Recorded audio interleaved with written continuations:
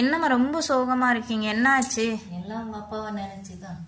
ஏன்? என்ன பண்றது, 8 வருஷம் ஆக போகுது. இன்னும் இது எதை மறக்க முடியாது. இதெல்லாம் யாருக்குமே அமையாது. நான் அந்த மாதிரி இருந்தேன். நான் யாருமே அவ்வளோ ஒரு பாசம்.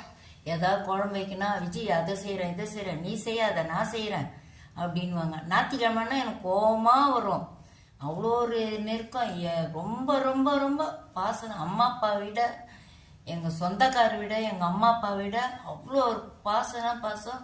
விஜய் விஜய் விஜய் விஜய். ஆனால் அந்த சமையல் பண்ணுறதுலேருந்து ஒரு உடம்பு சரியில்லைன்னு படுத்தாலும் தாங்க மாட்டாங்க, எதுவுமே தாங்க மாட்டாங்க. அந்த மாதிரி நான் இருந்தேன். அது எப்படி மறக்க முடியும்? ஆனால் உள்ளுக்குள்ளே நைட்டானால் இதெல்லாம் நினச்சிட்டு தான் படுப்பேன். நான் ஒரு நாளைக்கு விடியங்காலையில் நினைப்பேன், சரி இன்னும் கொஞ்ச நாள் இருந்திருந்தா இன்னும் எப்படி இருந்திருக்குமே அப்படிலாம் நினைப்பேன் நான்.